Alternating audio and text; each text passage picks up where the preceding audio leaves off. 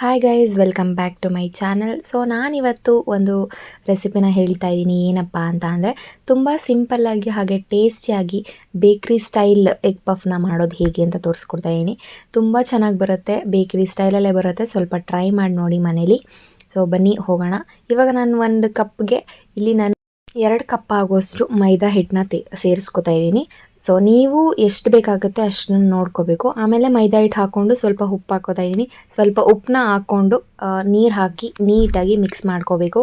ಯಾವ ಥರ ಅಂತ ಅಂದರೆ ಸೇಮ್ ಚಪಾತಿಗೆ ಮಿಕ್ಸ್ ಮಾಡ್ಕೊಳ್ತೀರಲ್ವ, ಆ ಥರನೇ ಸಾಫ್ಟಾಗಿ ಮಿಕ್ಸ್ ಮಾಡ್ಕೋಬೇಕಾಗುತ್ತೆ. ನೋಡಿ, ಈ ಥರ ಸಾಫ್ಟಾಗಿ ಮಿಕ್ಸ್ ಮಾಡಿಕೊಂಡು ಒಂದು ಹಾಫ್ ಆನ್ ಅವರ್ ನೀವು ಹಿಟ್ಟನ್ನು ಬಿಡಬೇಕಾಗುತ್ತೆ. ಕ್ಲೋಸ್ ಮಾಡಿಬಿಟ್ಟು, ಪ್ಲೇಟಿಂದ ಕ್ಲೋಸ್ ಮಾಡಿಬಿಟ್ಟು ಹಾಫ್ ಆನ್ ಅವರ್ ಬಿಡಿ. ಸೊ ನಾನಿವಾಗ ಹಾಫ್ ಆನ್ ಅವರ್ ಬಿಟ್ಟಿದ್ದೀನಿ. ಹಾಫ್ ಆನ್ ಅವರ್ ಬಿಟ್ಟು ಎತ್ತಿಟ್ಕೊತಾ ಇದ್ದೀನಿ. ಸೊ ಎತ್ತಿಟ್ಕೊಂಡು ಇದನ್ನು ಒಂದು 2-3 ಫೋಲ್ಡ್ ಮಾಡಿಬಿಟ್ಟು, ಈ ಥರ ರೌಂಡಿಗೆ ಒತ್ಬಿಟ್ಟು ಒಂದು 2-3 ಫೋಲ್ಡ್ ಮಾಡಿಬಿಟ್ಟು, ನೋಡಿ ಈ ಥರ ತೋರಿಸ್ತಾ ಇದ್ದೀನಲ್ವ, ಈ ಥರ 1-2-3 ಫೋಲ್ಡ್ ಮಾಡಿಬಿಟ್ಟು ನೀವು ಲಟ್ಟಿಸ್ಕೋಬೇಕಾಗತ್ತೆ. ಲಟ್ಟಿಸ್ಕೊಂಡಾಗ ಅದು ಲೇಯರ್ಸ್ ಫಾರ್ಮ್ ಆಗುತ್ತಲ್ಲ, ನೋಡಿ ಈ ಥರ ಶೇಪ್. ಇಂಥದೇ ಶೇಪ್ ಅಂತ ಏನಿಲ್ಲ, ಯಾವ ಶೇಪಲ್ಲಾರು ಹಾಕೋಬೋದು. ಸೊ ಹೀಗೆ ನೆಕ್ಸ್ಟ್ ನಾವು ಇವಾಗ ಒಳಗಡೆ ಗ್ರೇವಿನ ಅಂದರೆ ಪಫ್ ಒಳಗೆ ಹಾಕೋಕ್ಕೆ ಗ್ರೇವಿನ ರೆಡಿ ಮಾಡ್ಕೊಳ್ಳೋಣ. ಇಲ್ಲಿ ನಾನು 2 ಈರುಳ್ಳಿನ ತೊಗೊಂಡಿದ್ದೀನಿ, ಹಾಗೆ ಸ್ವಲ್ಪ ಕೊತ್ತಂಬರಿ ಸೊಪ್ಪು, ಒಂದೇ ಒಂದು ಟೊಮೊಟೊ ತೊಗೊಂಡಿದ್ದೀನಿ, ಸ್ವಲ್ಪ ಬೆಳ್ಳುಳ್ಳಿ, ಹಾಗೆ ಶುಂಠಿ ಮತ್ತು ಸ್ವಲ್ಪ ಹಸಿರು ಮೆಣಸಿಕಾಯಿನ ತೊಗೊಂಡಿದ್ದೀನಿ.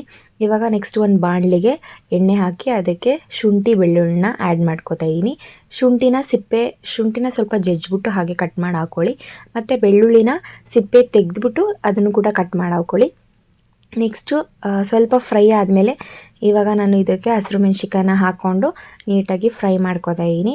ಸೊ ಲೋ ಫ್ಲೇಮಲ್ಲಿ ಇಟ್ಕೊಂಡು ಫ್ರೈ ಮಾಡ್ಕೊಳ್ಳಿ. ನೆಕ್ಸ್ಟ್ ಇದಕ್ಕೆ ಈರುಳ್ಳಿನ ಆ್ಯಡ್ ಮಾಡ್ಕೊಂಡಿದ್ದೀನಿ.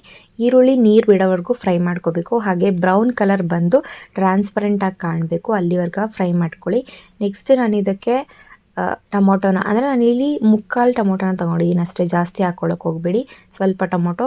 ಇವಾಗ ನಾನು ಖಾರದ ಪುಡಿ, ಅರಿಶಿನ ಪುಡಿ, ಉಪ್ಪು ಹಾಗೆ ಗರಂ ಮಸಾಲ ಇಷ್ಟನ್ನ ಹಾಕೋತಾ ಇದ್ದೀನಿ. ಇಷ್ಟನ್ನ ಹಾಕ್ಕೊಂಡು ನೀಟಾಗಿ ಹಸಿ ವಾಸನೆ ಹೋಗೋವರೆಗೂ ಫ್ರೈ ಮಾಡ್ಕೊಳ್ಳಿ. ಫ್ರೈ ಮಾಡ್ಕೊಂಡಾದಮೇಲೆ ಈ ಗ್ರೇವಿ ರೆಡಿ ಆಗಿರುತ್ತೆ. ಜಾಸ್ತಿ ಹೊತ್ತೇನು ಟೈಮ್ ತೊಗೊಳ್ಳಲ್ಲ ಗ್ರೇವಿ ರೆಡಿ ಮಾಡೋದಕ್ಕೆ. ಸೊ ಕಮ್ಮಿ ಅಂದರೆ ಕಮ್ಮಿ ಟೈಮ್ ತೊಗೊಳುತ್ತೆ.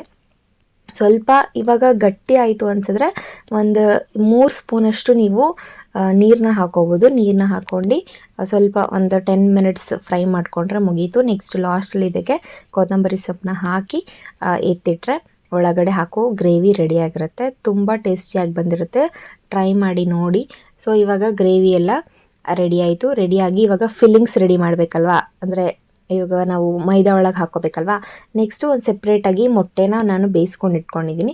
ನೀವು ಒಂದು ಮೊಟ್ಟೆನೂ ಹಾಕ್ಕೋಬೋದು. ನಾನಿಲ್ಲಿ ಅರ್ಧ ಮೊಟ್ಟೆನ ಹಾಕ್ಕೋತಾ ಇದ್ದೀನಿ, ಕಟ್ ಮಾಡಿ ಇಟ್ಕೊಂಡಿದ್ದೀನಿ. ನಾನು 4 ಮೊಟ್ಟೆ ಬೇಯಿಸ್ಕೊಂಡಿದ್ದೆ. ಸೊ 4 ಮೊಟ್ಟೆಲಿ 8 ಪಫ್ಸ್ ಆಗುತ್ತೆ ಅಂತ ಹೇಳಿ. ಸೊ ನೋಡಿ, ಈ ಥರ ಫಸ್ಟು ಗ್ರೇವಿನ ಹಾಕಿದ್ದೀನಿ. ಗ್ರೇವಿನ ಹಾಕಿದ್ಮೇಲೆ ಅರ್ಧ ಮೊಟ್ಟೆನ ಅದ್ರ ಮೇಲಿಟ್ಟು ನೀಟಾಗಿ ಅದ್ರ ಒಳಗಡೆ ಫಿಲ್ಲಿಂಗ್ಸು ಆಚೆ ಬರಬಾರ್ದು, ಆ ಥರ ನೀವು ಕ್ಲೋಸ್ ಮಾಡ್ಕೋಬೇಕಾಗತ್ತೆ. ನೋಡಿ ತೋರಿಸ್ತಾ ಇದ್ದೀನಲ್ವಾ, ಈ ಥರ ಒಳಗಡೆ ಹಾಕಿರೋ ನಾವೇನು ಹಾಕಿರ್ತೀವಿ ಗ್ರೇವಿ ಮೊಟ್ಟೆ ಎಲ್ಲ, ಅದೆಲ್ಲ ಆಚೆ ಬರದೇ ಇರ್ತೀರ. ಈ ಥರ ನೋಡಿ, ಯಾವ ಶೇಪಲ್ಲಾದರೂ ಬೇಕಿದ್ರೆ ನೀವು ಕ್ಲೋಸ್ ಮಾಡ್ಕೋಬೋದು. ಇವಾಗ ಎಣ್ಣೆ ಕಾದ್ಮೇಲೆ ಲೋ ಫ್ಲೇಮಲ್ಲಿ ಇಟ್ಕೊಂಡು ಬೇಯಿಸಿದಷ್ಟು ತುಂಬ ಚೆನ್ನಾಗಿ ಬೆಂದಿರುತ್ತೆ ಒಳಗಡೆ. ನೀವು ಆಮೇಲೆ ಮೈದಾನ ಎಷ್ಟು ತಿನ್ನಾಗಿ ಒತ್ಕೊಂಡಿರ್ತಾರ, ಲಟ್ಟಿಸ್ಕೊಂಡಿರ್ತಾರ, ಅದ್ರ ಮೇಲೆ ಕ್ರಿಸ್ಪಿನೆಸ್ ಬರುತ್ತೆ ನಿಮಗೆ. ಸೊ ಜಾಸ್ತಿ ಉರಿ ಇಟ್ಕೊಂಡು ನೀವು ಬೇಯಿಸೋಕ್ಕೆ ಹೋಗಬೇಡಿ, ಯಾಕಂದರೆ ಮೇಲಿರೋ ಲೇಯರ್ ಮಾತ್ರ ಬೆಂದಿರುತ್ತೆ, ಒಳಗಿರೋ ಲೇಯರ್ ಬೆಂದಿರಲ್ಲ. ಸೊ ಇಷ್ಟು ಚೆನ್ನಾಗಿ ಬಂದಿತ್ತು ಅಂದರೆ ತುಂಬ ಟೇಸ್ಟಿಯಾಗಿತ್ತು.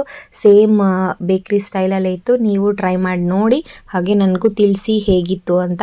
ಸೊ ಈ ರೆಸಿಪಿ ಇಷ್ಟ ಆದರೆ ಪ್ಲೀಸ್ ನನ್ನ ಚಾನಲ್ಗೆ ಸಬ್ಸ್ಕ್ರೈಬ್ ಆಗಿ ಅಂತ ಹೇಳ್ತಾ, ಪ್ಲೀಸ್ ಚಾನಲ್ಗೆ ಸಬ್ಸ್ಕ್ರೈಬ್ ಮಾಡಿ. Thank you for watching.